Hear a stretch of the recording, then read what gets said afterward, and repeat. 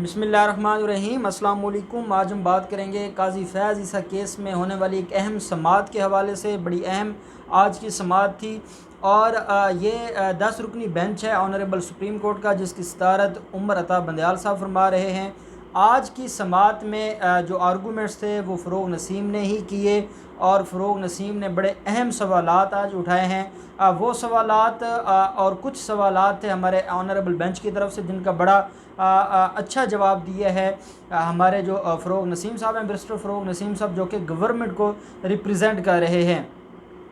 आज जब केस की कार्रवाई शुरू होती है तो सबसे पहला जो सवाल किया जाता है, असल में मिसकंडक्ट को डिस्कस किया गया कि मिसकंडक्ट है क्या। अब फ़रोग़ नसीम साहब मिसकंडक्ट को मुख्तलिफ़ डिक्शनरीज़ का जो हमारा लॉ की ब्लैक्स लॉ डिक्शनरी है और बाकी जो इंटरनेशनल डिक्शनरीज़ हैं वहाँ से मिसकंडक्ट का जो मीनिंग है और डेफिनेशन है वो बता रहे थे। इसी तरह जो मिसकंडक्ट के बारे में इंटरनेशनल लॉज़ हैं और इंटरनेशनल कोर्ट्स हैं और जो मुख्तलिफ़ अमेरिकन और यूरोपियन कोर्ट्स हैं, जो उनका एक कंसेप्ट है, जो उनकी जजमेंट्स हैं, जो उनका पॉइंट ऑफ व्यू है मिसकंडक्ट के हवाले से, उसको डिस्कस किया। लेकिन जस्टिस मुनीब अख्तर साहब ने बार बार फ़रोग़ नसीम साहब से ये कहा कि आप मिसकंडक्ट की डेफिनेशन वो बताएं जो कॉन्स्टिट्यूशन ऑफ पाकिस्तान के अंदर है, क्योंकि जब कॉन्स्टिट्यूशन ऑफ पाकिस्तान आ जाए तो उसके सामने किसी और बुक का रेफरेंस नहीं दिया जाता। जिसके ऊपर फ़रोग़ नसीम साहब ने बड़ी अहम बात की है। फ़रोग़ नसीम साहब का यह कहना था कि जनाब जो आर्टिकल 209 सब आर्टिकल 5 है उसमें यह कहा गया है कि मिसकंडक्ट का जो कोई भी मुर्तकिब होगा जज, तो उसके ख़िलाफ़ रेफरेंस फ़ाइल हो सकता है। फिर आगे मिसकंडक्ट को डिफ़ाइन भी किया गया है, लेकिन वो क्लियर नहीं है। और हम हमेशा जब भी कानून को समझना चाहते हैं तो हम कानून को समझने के लिए उसकी इंटरप्रिटेशन में जाते हैं, उसकी तशरीह में जाते हैं, और उसकी तशरीह में हमें जहाँ पर मुख्तलिफ़ जो हमारी सुप्रीम कोर्ट्स के फ़ैसला जात हैं उनको हम देखते हैं, मुख्तलिफ़ इंडियन सुप्रीम कोर्ट के फ़ैसला जात को भी हम डिस्कस करते हैं। और ये हमारी प्रैक्टिस है सुपीरियर कोर्ट्स में जब भी डिस्कशन होती है, जब भी आर्गूमेंट्स होते हैं, तो ये नहीं कहा जाता, बल्कि जिस पॉइंट ऑफ व्यू पर इख्तलाफ होता है और जब ऑनरेबल बेंच को कन्विंस करना होता है, कोई अपना पॉइंट ऑफ व्यू कन्वे करना होता है, तो इसके लिए ज़रूरी होता है कि इंटरनेशनल नेशनल सारे कवानीन को डिस्कस किया जाए। इसलिए और उन्होंने अहम बात ये की कि जो जर्नल क्लासेस एक्ट है वो असल में जो हमारी जितनी टर्म्स हैं, जो हमारी लीगल टर्म्स हैं, टर्मिनोलॉजीज़ हैं, उनकी डेफिनेशन देता है जर्नल क्लासेस एक्ट। तो जर्नल क्लासेस एक्ट का हवाला भी दिया फ़रोग़ नसीम साहब ने और कहा कि जनाब जहाँ पर कॉन्स्टिट्यूशन में मिसकंडक्ट को डिस्कस किया गया है, वहीं पे बाकी जो कवानीन हैं जो कॉन्स्टिट्यूशन की सरपरस्ती में बनाए गए हैं उनको भी डिस्कस करना ज़रूरी है, और वहाँ भी जो मिसकंडक्ट का कंसेप्ट है वो हमें देखना होगा। साथ इसमें जो फ़रोग़ नसीम साहब थे उन्होंने एक अहम बात की। उनका ये कहना था कि क्योंकि आइन में जो ज़ेर कफ़ालत अहलिया है या ख़ुद कफ़ील अहलिया है, इसकी कोई डेफिनेशन या इसका ज़िक्र या इसकी तारीफ़ मौजूद नहीं है, और जो एमनेस्टी स्कीम है उसके तहत जज और उसकी अहलिया पब्लिक ऑफिस होल्डर हैं और जज की अहलिया भी एमनेस्टी नहीं ले सकती।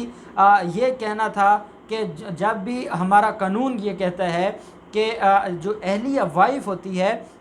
उसके बारे में यही कंसिडर किया जाता है कि वो ज़ेर कफ़ालत हैं, और जब कोई पब्लिक ऑफिस होल्डर होता है तो उसकी वाइफ भी यही समझा जाता है कि वो भी पब्लिक ऑफिस होल्डर हैं, इसलिए वो जो मुख्तलिफ़ एमनेस्टी स्कीम्स आती हैं उसमें से बेनिफिट्स नहीं ले सकते। और ना ही बच्चों के लिए तो फिर भी ज़ेर कफ़ालत या ख़ुद कफ़ील का इशू है, अहलिया के लिए ऐसा कुछ नहीं है। बड़ी अहम बात की है फ़रोग़ नसीम ने। उनका ये कहना है कि बच्चों का जो मामला है वो ख़ुद कफ़ील हैं या नहीं हैं वो है एक क्वेश्चन, लेकिन जो वाइफ हैं उनकी हद तक ये एडमिटेड है कि वो काजी फैज़ ईसा साहब की ज़ेर कफ़ालत हैं। इसलिए जब भी हमारा कानून डिस्कस करेगा तो वो जज के साथ साथ या किसी भी जो सीनियर ऑफिसर्स हैं उनके साथ साथ उनकी वाइफ का जो है उसको भी डिस्कस कर सकता है। इसके साथ जस्टिस मकबूल बाकर ने इस्तफ़सार किया काजी फैज़ ईसा यानी कि अहलिया ने इन जायदादों के बारे में किसी ने उनसे पूछा है, तो जिसके बारे में फ़रोग़ नसीम साहब ने कहा कि उनसे किसी ने इसलिए नहीं पूछा कि फ़रोग काज़ी फैज़ ईसा साहब की वो वाइफ हैं और काज़ी फैज़ ईसा साहब की वाइफ से या काज़ी फैज़ ईसा साहब से सवाल करने का हक़ सिर्फ़ और सिर्फ जुडिशल जो सुप्रीम जुडिशल कौंसिल है उसके पास है। किसी आम इदारे को ये इख्तियार नहीं दिया जा सकता कि वो सुप्रीम जुडिशल कौंसिल के इख्तियारात का इस्तेमाल करते हुए सुप्रीम कोर्ट या हाई कोर्ट के जज से सवाल करे। इसलिए हमारा ये मानना है कि अगर सुप्रीम कोर्ट के जज या उनकी वाइफ के हवाले से कोई एलिगेशन होगा तो उसके बारे में सुप्रीम जुडिशल कौंसिल ही पूछ सकता है और किसी इदारे के पास ये इख्तियार नहीं है। और इसलिए कोई इदारा इन्वेस्टिगेशन करता है, इंक्वायरी करता है, वो इंक्वायरी वज़ीर आज़म को देकर वज़ीर आज़म उसको आगे फॉरवर्ड करता है प्रेसिडेंट को और प्रेसिडेंट उसका रेफरेंस भेज देता है सुप्रीम जुडिशल कौंसिल को। और फ़रोग नसीम साहब का कहना था कि ये सबसे ज़्यादा जो एक रेस्पेक्टेबल वे था वो अडॉप्ट किया गया है, बजाय इसके कि कोई आम अथॉरिटी या कोई और इदारा वो जाकर जज साहब से या जज साहब की वाइफ से सवाल जवाब करता या FBR चला जाता या FIA जाता। तो हम समझते हैं कि वो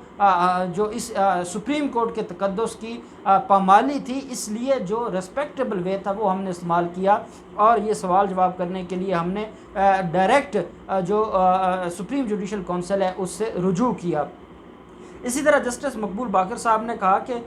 साबित ये करना है कि अहलिया की जायदाद ज़ाहिर ना करके जज ने कानूनी तकाजा पूरा नहीं किया, जिस पर फ़रोग नसीम ने दलाइल दिया कि पनामा केस में नवाज शरीफ ने भी यही कहा था कि बच्चों की जायदाद का मुझसे मत पूछें। इस केस में भी तीनों जायदादों का आज तक नहीं बताया गया और उसके बावजूद सज़ा हुई है और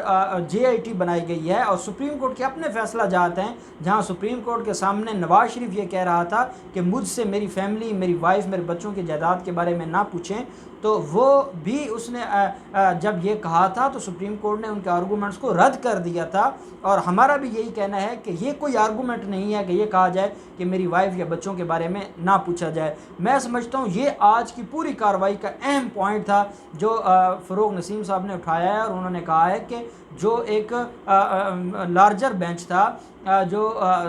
JIT और पनामा पेपर्स केसेस को देख रहा था, उसका पॉइंट ऑफ व्यू है और वो ये कहता है कि अगर कोई ये आके कहे पब्लिक ऑफिस होल्डर कि मुझसे मेरी वाइफ या बच्चों के बारे में ना पूछा जाए तो वो काबिल कबूल नहीं है और इसकी बुनियाद पर ही नाअहल किया गया है। इसका मतलब ये हुआ कि इसके ऊपर पहले सुप्रीम कोर्ट का पॉइंट ऑफ व्यू मौजूद है, इसलिए वो केस और वो जो फैसला है वो हमारे मैटर को और हमारी पोजीशन को स्ट्रॉन्ग करता है। इसके अलावा जो हुकूमती वकील थे उन्होंने कहा कि 3 ऐसे कवानीन हैं जो ये बताते हैं जिसके तहत जजेस और उनकी बेगमात को असास ज़हर करना ज़रूरी हैं, जिस पर जस्टिस उमर अता बंदयाल साहब ने रिमार्क्स दिए कि आपका ये कहना है कि दीगर शहरियों को टैक्स एमनेस्टी स्कीम में छूट हासिल है लेकिन जजेस या इनके अहल खाना को टैक्स एमनेस्टी स्कीम में छूट हासिल नहीं है। तो जस्टिस उमर बंदयाल ने आगे इस्तफसार किया कि आपकी इस बात का इस केस से क्या तल्लक है कि जो जजेस की वाइफ है या बच्चे हैं वो इसके 3 कवानीन ऐसे मौजूद हैं जिनकी बुनियाद पर वो जवाब दें हैं। तो जिस पर फ़रोग नसीम साहब ने यह कहा कि वो इसलिए रेलिवेंट हैं कि अगर हम उसको डिस्कस नहीं करेंगे, उन कवानीन को डिस्कस नहीं करेंगे, तो फिर हम इस सवाल का जवाब ही नहीं दे सकते कि काजी फैज़ ईसा की वाइफ या बच्चों की जो जायदाद है उसके बारे में काजी फैज़ ईसा से क्यों पूछा जा रहा है। इसलिए हम उन कवानीन का तज़किरा कर रहे हैं। साथ ही उनका ये कहना है कि फ़रोग नसीम ने कहा कि जो आला अदलिया के किसी भी जज से सुप्रीम जुडिशल कौंसिल का फ़ोरम सवाल कर सकता है। अगर हम ये मान लें कि जज से उनकी अहलिया ज़ेर कफ़ालत बच्चों के असासों के बारे में नहीं पूछा जा सकता तो तबाही होगी और ये हमारे कानून की अगर ये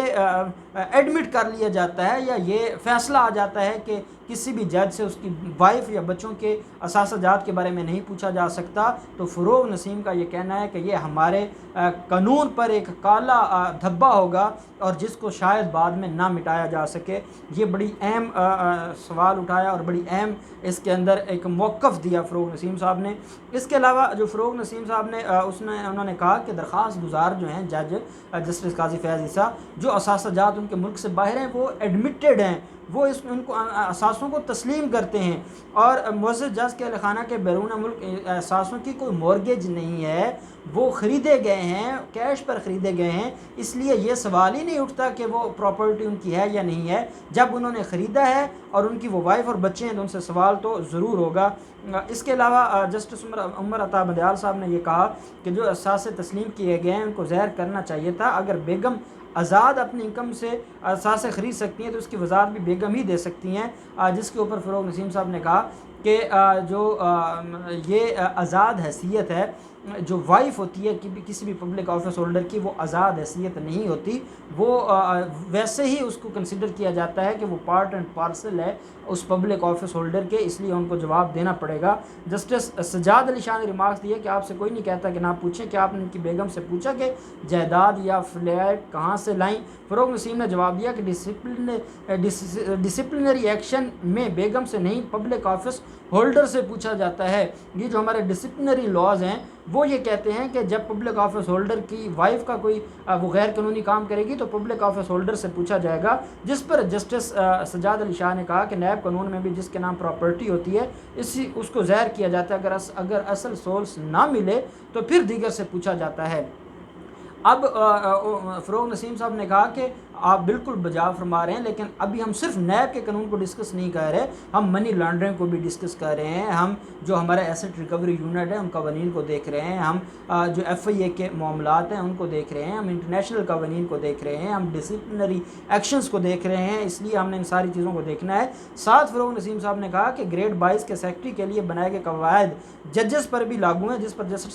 जस्टिस उमर अता बंदियाल साहब ने फरमाया कि जजेस को मिलने वाली मराद कवायद इस केस से कैसे मुतल्लिक़ हैं। जिसके ऊपर उन्होंने ये कहा कि जैसे ग्रेड 22 के सेक्रेटरी को प्रिविलेजेस हासिल हैं मराद के हवाले से, वही ऑनरेबल जजेस को हैं, और फिर कंडक्ट के बारे में भी वैसे ही हम उसको तसव्वुर करेंगे उनकी जो दोनों अथॉरिटीज़ हैं उनके मामलात को। साथ ही जस्टिस उमर अता बंदियाल ने रिमार्क्स दिए कि सेक्रेटरी लेवल ऑफिसर के लिए बनाए गए कवायद मराद से मुतल्लिक़ हैं, कंडक्ट से मुतल्लिक़ नहीं हैं। आज आपको मुकम्मल वक्त दिया गया, आज आप एक नुक्ते पर दलाइल मुकम्मल ना कर सके, जिस पर फ़रोग़ नसीम साहब ने कहा कि मुझे मज़ीद 2 दिन लगेंगे अपने दलाइल को मुकम्मल करने में। साथ ये कहा गया कि जो इसमें जो ऑनरेबल हमारे उमर अता बंदियाल साहब हैं उनकी तरफ से ये कहा गया कि आप बाकी चीज़ें छोड़ें, इंटेंशन पे आ जाएं। वो जहाँ से बात शुरू होती है बात वहीं पे एंड हो जाती है कि इंटेंशन के बारे में बताएं, इंटेंशन क्या थी, और जो बदनीयती है उसका नुक्ता अहम है। जस्टिस उमर बंदियाल ने कहा कि जो बदनीयती है उसका पॉइंट अहम है, और उसके ऊपर अब तक कोई शवायद नहीं आपने बताए, और ना आपने ये बताया कि ये शवायद कैसे इकट्ठे किए गए। इसके अलावा साथ ये भी कहा गया कि दीगर जस्टिस उमर अता बंदियाल ने एक तंबीह की जो सरकारी वकील थे उनको कि जजेस की निगरानी भी अहम नुक्ता है। ये जहन में रखें कि एक जमहूरी हुकूमत को जजेस की जासूसी पर ख़त्म किया जा चुका है। ये आखिरी रिमार्क्स से जो हमारे ऑनरेबल जस्टिस उमर अता बंदियाल साहब हैं। अब ये सारी चीज़ें आपके सामने हैं। अहम चीज़ ये है कि क्या ये मेंटेनेबल है या नहीं है। दूसरी बात ये है कि जो इंफॉर्मेशन कलेक्ट की जानी है, क्या हमारा कॉन्स्टिट्यूशन उसकी इजाज़त देता है कि उसके बारे में पूछें या ना पूछें। अगर कंडक्ट की डेफिनेशन हमने आइन से लेनी है तो हमने ये भी आइन से लेना है कि इंफॉर्मेशन देने वाले के बारे में उन्होंने सिर्फ आइन ने इतना ही कहा है कि एनी पर्सन या एनी इन्फॉर्मेशन उसकी बुनियाद पर कार्रवाई हो सकती है। तो आप अगर इन्फॉर्मेशन और सोर्स को डिस्कस करने लग जाएंगे तो फिर आप इसका मतलब है कि आइन के बारे में फिर आपको ख़ुद जवाब देना होगा। और फिर जो जिन कवानीन का, जिन डिसिप्लिनरी एक्शंस का फ़रोग़ नसीम साहब ने आज हवाला दिया है, नवाज़ शरीफ साहब के केस का जिस तरह हवाला दिया, मैं समझता हूँ कि ये वो अहम सवालात हैं और ये अहम नुकात हैं जो इस केस की रूह हैं। और अगले कल के लिए इसको क्योंकि पोस्टपोन किया गया है तो ये अगले 2 दिन बहुत अहम हैं, और दिन ब दिन फ़रोग़ नसीम साहब बड़े स्ट्रॉन्ग फुटेज पर आ रहे हैं और अपने दलाइल को मजबूत कर रहे हैं। मुख्तलिफ़ कवानीन का, नेशनल इंटरनेशनल कवानीन का तज़किरा करके, उनके हवाला जात दे के, वो डॉक्यूमेंट्स दे के वो ये साबित कर रहे हैं कि जहाँ जस्टिस काजी फैज़ ईसा साहब अपने कंडक्ट के बारे में जवाब दे हैं, वहीं पे वो अपनी वाइफ के कंडक्ट के बारे में भी जवाब दे हैं, और जवाब देना पड़ेगा। अब देखते हैं कि कल की समात में मज़ीद कौन से अहम नुकात उठाए जाते हैं। जो भी डेवलपमेंट होगी या समात का हवाल होगा हम आपसे शेयर करेंगे। बहुत शुक्रिया।